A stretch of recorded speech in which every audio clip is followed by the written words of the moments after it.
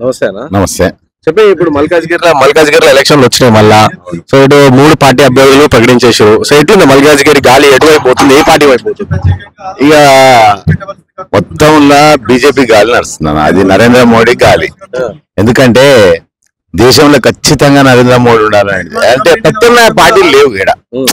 ఇప్పుడు దేశం మొత్తంలో ప్రత్యామ్నాయ పార్టీలు లేక ఓన్లీ బీజేపీ ఇప్పుడు ప్రత్యామ్నాయ పార్టీ. మరి భారతదేశానికి ప్రత్యామ్నాయం ఏమైనా ఉంది అంటే నరేంద్ర మోడీ, భారతీయ జనతా పార్టీ ఉంది. దానిదే కారణం నరేంద్ర మోడీ గారి హవానే నడుస్తుంది. నరేంద్ర మోదీ గారి హవా నడుస్తుంది కానీ కాంగ్రెస్ తుఫాన్ రాబోతుంది. సో కాంగ్రెస్ నుంచి రాహుల్ గాంధీ ప్రధానమంత్రి అవుతారు. అలాగే కాంగ్రెస్ ఎంపీ అభ్యర్థులు చాలా మంది తుఫాన్ వస్తుందని చెప్పేసి కాంగ్రెస్ పార్టీ అంటుంది. ఎక్కడ తుఫాన్ అన్న, ఈ తుఫాన్ అయినా కొట్టుకపోతే చెప్పలేము. ఇక మేము ఆడనో 1-2 వస్తుందా అనుకున్నాము తుఫాన్లు అయినా, కానీ ఆ తుఫాన్లో ఈ వచ్చే తుఫాన్లో బీజేపీ తుఫాన్లో ఈ 2 కూడా వచ్చే పరిస్థితిలో లేవు. అందరికి డిపాజిట్ వస్తారా అనేది చాలా మంది అనుకుంటారు. ఎందుకంటే ఏ చిన్నోని అడిగినా పెద్దోళ్ళని అడిగినా ఎవరిని అడిగినా ప్రజలలో నువ్వు ఎక్కడన్నావు నరేంద్రుడు తప్ప ఇంకా వేరే మాటలే మాట్లాడతలేదు. ఎందుకంటే ప్రజల నాడి అట్లా అయిపోయింది. ఇక ఎందుకంటే భారతదేశాన్ని ఏమైనా ముందుకు పోవాలంటే, భారతదేశం బాగుపడాలంటే ఒక నరేంద్ర మోడీ తోటి అవుతుంది అనేది ఫిక్స్ అయిపోయారు జనాలు. మనం కాదు, జనాలే ఫిక్స్ అయిపోయారు కదా. రాహుల్ గాంధీ పరిస్థితి భారత్ జోడో న్యాయయాత్ర అని చెప్పేసి ఆలోచించి జోడో లేదు, ఇంకా నువ్వు జోడుకోవాల్సిందే ఆయన. ఎందుకంటే ఇక జోడో అని అవన్నీ ఏమైనా ఉంటే ఎటకెళ్ళ చూపించారు, కానీ ఈ జోడోలు గీడోలు ఇప్పుడు నడిచే పరిస్థితి లేదు. మొన్నేందంటే కొంచెం ఈ దొంగ ఉండేగా కేసీఆర్, ఈ ఆడేదో దోసుకుంటుండు, మొత్తం ప్రజలను మొత్తం దోసుకుంటుండు. ఏదో ప్రత్యామ్నాయం చూద్దామనే ఆలోచనతో కాంగ్రెస్ పార్టీకి అవకాశం ఇచ్చారు తప్ప ఇప్పుడు ఆ అవకాశమే లేదు. ఇంకా అవకాశం వచ్చే ముచ్చట లేదు. అసలు రేవంత్ రెడ్డి నమ్మే పరిస్థితే లేదు. రేవంత్ రెడ్డినే ఇప్పుడు నమ్మే పరిస్థితి లేదు. వాళ్ళకి సీట్లు వస్తాయనే గ్యారెంటీ అయితే నాకు లేదు. మన చెల్లని రూపాయి అని చెప్పేసి పాడి కౌశిక్ అంటుంటే ఎక్కడి చెల్లని రూపాయి అన్న, అసలు పాడి కౌశిక్ రెడ్డి ఆయన గతం మీకు అందరికి తెలుసు. గతం ఏంది, ఆయన కథ ఏంది, ఆయన లక్షణం ఏంది, ఆయన ఏమేం చేసిండు అన్ని విధాలుగా. ఇలా రాజేంద్ర రెడ్డికి చెల్లని రూపాయి అనే పరిస్థితి ఆయన అంత రేంజ్ ఉంది ఆయనకు. ఎందుకంటే చెల్లని రూపాయి ఆయన చెల్లని రూపాయి అయినా ఎక్కువ రోజులు పెడుతుంది. ఇప్పుడు చెల్లని రూపాయి ఎక్కువ రోజులు పెడుతుంది. అట్లా ఉంది పరిస్థితి ఆయన కౌశిక్ రెడ్డిది. ఏందో ఆయన వచ్చి వీళ్ళు ఏమనుకుంటారంటే వాళ్ళు కాంగ్రెస్ వాళ్ళు టిఆర్ఎస్ వాళ్ళు ఏదో ఈయన తీసుకొస్తే రాజేందర్కి ఏమైనా డ్యామేజ్ అవుతుంది అన్నారు. డ్యామేజ్ కాదు, కౌశిక్ రెడ్డికి ఈడైనా ఈ ప్రచారం చేసిండు అనుకో, ఆడో ఓట్లు వేసి కూడా ఓడేయాడు. అత్యధిక మెజార్టీ గెలిపించిపోయాడు. ఆడ మోసం చేసి అన్ని వేషాలు వేసి మోసం చేసి ఓడిపించాడు కదా. ఖచ్చితంగా ఆయన ఈడ వస్తే ఖచ్చితంగా రాజేంద్రుని గెలిపించగలిగినా వస్తుండే వస్తే. సో చెప్పండి అన్న, ఇప్పుడు ఫైనల్ గా మల్కాజ్గిరి సీట్ ఎవరికి పోతుంది అండ్ ఎంత మెజార్టీతో 100% 3 నుంచి 4 లక్షల వరకు అనుకుంటున్నాను మెజార్టీ. ఎందుకంటే అవతల పార్టీలు ఉన్నారు ఎవరు, రాగి లక్ష్మారెడ్డి అసలు ఆయన ఏ పదవి చేయలేదు, తీసుకొచ్చి డైరెక్ట్ ఎంపీ సీట్ ఇచ్చారు ఆయనకు. ఆయన పార్టీ మారాడు. పార్టీ మారి ఇప్పుడు వీళ్ళ పార్టీ ఎన్ని పార్టీలు మారిరో మీకే తెలుసు. ఇక ఇప్పుడు మహేందర్ రెడ్డి వాళ్ళు ఆమెకు మాట్లాడి కూడా వస్తలేదు. అసలు ఎవరైనా నిబద్ధతతో ఉండాలి. రాజకీయ నాయకుడు అంటే ఇది దేశ రాజకీయం. దేశ రాజకీయాలు ఎట్లుండాలి, మనిషి అన్ని విషయాల మీద అవగాహన ఉండాలి. అసలు ఈమెకు అవగాహన లేదు. మొన్న మీటింగ్ లో పెడితే మా కోసం వచ్చినాము, ఈ ఎంపీ టికెట్ మా కోసమే తెచ్చుకున్నాం, మా పైరు కోసం తెచ్చుకున్నాం అని మాట్లాడుతున్నారు. జనాలు అయితే రఘుతారు వాళ్ళు. ఎందుకంటే అసలు వాళ్ళు ప్రజల గుర్తింపు వచ్చేవరకే చాలా టైం పడుతుంది. ప్రజల అరే పలానా పార్టీ పలానా పార్టీ అనే వరకే టైం పడుతుంది. అప్పటి వరకు మనం గెలిచి పెట్టబడతాం. ఇదట్లా మా రాజన్న మా ప్రాంతీయవాది ఎక్కడో అంటుంటారు. కొందరు అంటుంటారు 167 కిలోమీటర్ రాజన్నాన్ని కలవాలని 167 కిలోమీటర్ వెళ్ళాలని. కాదు, మాకు ఎక్కడ చూసినా మన కాన్స్టిట్యూన్సీలో 20 నిమిషాలు 20 కిలోమీటర్ల దూరంలోనూ మా రాజన్న చూసుకోవచ్చు. ఆ విధంగా మేము అందరికి భారీ ఎత్తున మెజార్టీగా ఇస్తున్నాము.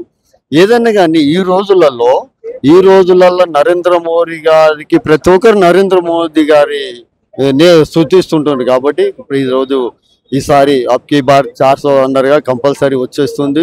ఏదన్నా నరేంద్ర మోడీ గారికి భారీ ఎత్తున మెజార్టీ పబ్లిక్ జనాలు భారతదేశంలో సృష్టి కల్పిస్తారు, భారీ ఎత్తున గెలిపిస్తారు. భారతదేశాన్ని గెలిపించే ప్రజలది ఉంది. పాలించే శక్తి ఆయనకున్నది. ఒక మహనీయుడు, మహారాజు శ్రీరాముడు అని అనుకోవాలి. ఈ రోజులలో కలియుగంలో శ్రీరాముడి అంటే నరేంద్ర మోడీ గారే.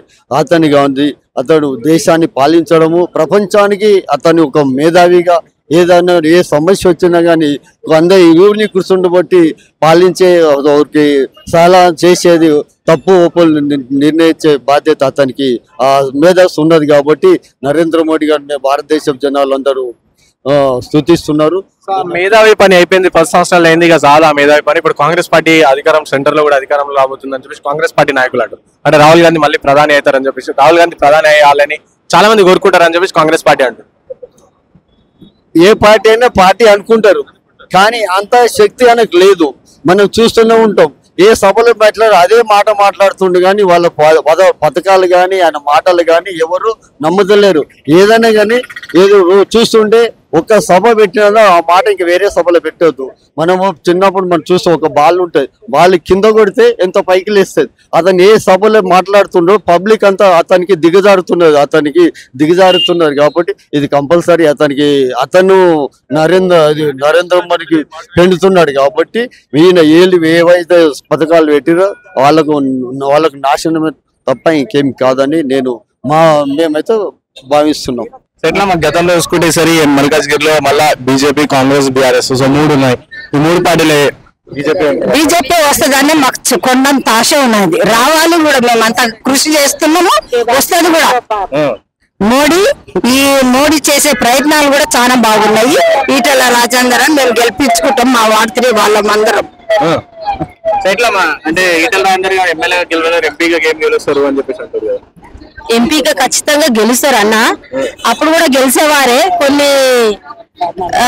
కొన్ని ఏమంటారు వేరే అపోజిషన్ పార్టీ వాళ్ళ తప్పులతోనే వాళ్ళు గెలిచిరు. ఈసారి మేము న్యాయంగా ఉన్నాం కాబట్టి, మోడీజీ మాతో ఉన్నారు కాబట్టి, మేము BJP party, Bharatiya Janata party, మేము ప్రజల పార్టీ కాబట్టి ఖచ్చితంగా ఎంపీ ఎలక్షన్స్ లో ఈటల రాజేందర్ గారు అత్యధిక మెజారిటీతో గెలుపొందుతారు. అప్కే బార్ 400 పార్ అనే సంకల్పంతో ఇంటెన్షన్ తోనే మేము ఉన్నాం. అందరం కూడా కార్యకర్తలు ప్రతి ఒక్కరు కూడా ఈసారి ఈటల రాజేందర్ గారు అత్యధిక మెజారిటీ తీసుకొని గెలుపొందుతారని మేము చాలా ఖచ్చితంగా బల్లగుద్ది చెప్తున్నాము. కంటోన్మెంట్ నుంచి వచ్చినా అని చెప్పారు కదమ్మా. సో కంటోన్మెంట్ లో చూసుకుంటే బీఆర్ఎస్ సంబంధించిన ఎమ్మెల్యే గెలిచారు, అండ్ ఇప్పుడు మళ్ళీ బై ఎలక్షన్లు వస్తున్నాయి. సో ఎట్లా అంటే మీరు ఎమ్మెల్యేనేమో బీఆర్ఎస్ వాళ్ళని గెలిపించుకుని, ఎంపీ ఏమో బీజేపీని గెలిపిస్తా అని చెప్తారు. ఎట్లా అది ఈటల రాజేందర్ అన్న గెలిచిందంటే మా ఎమ్మెల్యే గెలిచినట్టే. మీ కంట్రోల్మెంట్ ఆల్మోస్ట్ బీజేపీ చాలా ఉంది. మన నరేంద్ర మోడీ దాని స్ఫూర్తి తీసుకొని చాలా వరకు అయితే ఆయన స్ఫూర్తితోటే మన బీజేపీ చాలా ఇదైపోయింది. రామ మందిరం గెలిపించుకున్నాము, ఆర్టికల్ మహిళది 370 అది గెలుచుకున్నారు. చాలా మటుకైతే ఆయన స్ఫూర్తితోటే మా ఎమ్మెల్యే కూడా గెలిపించుకుంటామని మాకు గట్టి నమ్మకం ఉంది. మేము శ్రమపడి గెలిపించుకుంటామని హామీ చేస్తున్నాం. బీజేపీ పార్టీ గెలిస్తే మాత్రం గరీబులకు ఎలాంటి సాయం చేయదు, కానీ అదాని, మోదీ, అంబానీ, వీళ్ళనే ఎక్కువ ఇంకా పైసలు సంపాదించి పెడతారు అని చెప్పేసి అంటారు. లేదు, చాలా తప్ప. అది ఏంటంటే బీద వాళ్ళకే ఉన్నాడు నరేంద్ర మోడీ. ఫ్యామిలీ అది కాదు, కుటుంబ పాలన కాదైనది. ఆయన బీద కుటుంబం అని, నాది కుటుంబము, బీద వాళ్ళంతా నా మనుషులు, నా కుటుంబం అని ఆయన చాలా చేస్తున్నాడు. కాబట్టి ఆయన స్ఫూర్తితోటి బీద వాళ్ళకి చాలా బాగా జరుగుతుందని ఇప్పుడు అందరికి ప్రజల్లో కూడా చాలా నమ్మకం అయింది. బీఆర్ఎస్ అయితే ఏమీ లేదు, అంతా కార్ ఖాళీ, పంచర్ అయిపోయింది. ఇక కాంగ్రెస్ అంటారా, హామీలు ఇచ్చిండ్రు కాబట్టి దాన్ని అమలు పరుస్తారా లేదా అనేది ప్రజల్లోకి డౌట్ గా ఉంది. కానీ బీజేపీ అయితే పక్కా చేస్తారు. నరేంద్ర మోడీ ఉన్నారు కాబట్టి దాంతో ఒక ఎమ్మెల్యే, ఎంపీ ఉంటే మన మనుషులు అవుతారనేసి చాలా నమ్మకంతో ఉన్నారు. కార్ పంక్చర్ అని మీరు అంటారు, కానీ ఆ కార్ షెడ్ లో రిపేర్ అవుతుంది, రిపేర్ అయినా స్పీడ్ తో వస్తుంది అని చెప్పేసి బీఆర్ఎస్ వాళ్ళు అంటారు. నో, అది కానే కాదు, అది అస్సలు కాదు. అది పంచరే, రిపేరే, షెడ్ లోనే ఉండిపోతుంది. అది మరి మాత్రం కమలం వికసిస్తుంది. పులి లేదు, మా లయన్ ఉన్నారు, బిగ్ బాస్ నరేంద్ర మోడీ. లేదు, రాదు. అప్కి పార్ 400 పార్ అని ఒక నినాదంతో మేము చెప్తున్నాము. మా మహిళలు ఎంత మేము కష్టపడుతున్నామో ఈటల రాజేంద్రని కూడా కాదు, ఎంపీ ఎమ్మెల్యే రెండు మేము గెలిపించుకొని మా కమలం పువ్వు వికలిస్తుందని మాకు ఒక ఆశ ఉంది. మేము మహిళలు మొత్తం ఎంత కష్టపడుతున్నామంటే అంత కష్టం. ఎందుకంటే ఈసారి బీఆర్ఎస్ రావద్దు, కాంగ్రెస్ రావద్దు అని చెప్పి బీజేపీ కమలం వికలించాలని మాకు ఒక సంకల్పం. ఇది ఒకటి మరి. చూసుకుంటే నార్మల్ కాంగ్రెస్ పార్టీ 100 రోజులైంది, మేము హామీలు అన్ని 6 గ్యారెంటీలు అన్ని చేస్తున్నాం, మహిళలకు ఫ్రీ బస్ ఇస్తున్నాం, 500 గ్యాస్ ఇస్తున్నాం, కరెంట్ బిల్ ఫ్రీగా ఇస్తున్నాం అని చెప్పి చెప్తున్నాం. మహిళలకి బస్సు ఫ్రీ ఇచ్చిండ్రండి, ఓకే మేము ఒప్పుకుంటున్నాం. ఆ ఫ్రీ బస్ అన్నంత వరకు ఆడవాళ్ళు ఎంత రెచ్చిపోతున్నారో, మొగలకి ఒక ఇది లేదు, మర్యాద లేకుండా అయిపోయింది. ఎందుకంటే వాళ్ళ టికెట్ కొన్నా గానీ వాళ్ళకి సీట్ ఇవ్వకుండా ఆడవాళ్ళు కూర్చొని మొగలు నిలబడి, ఎందుకు వాళ్ళ టికెట్ తీసుకున్నా వాళ్ళు నేను నిలబడి వస్తున్నాను. ఇప్పుడు వాళ్ళు ఇచ్చిన ఇదేంటంటే అన్ని ఫ్రీ ఫ్రీ ఫ్రీ.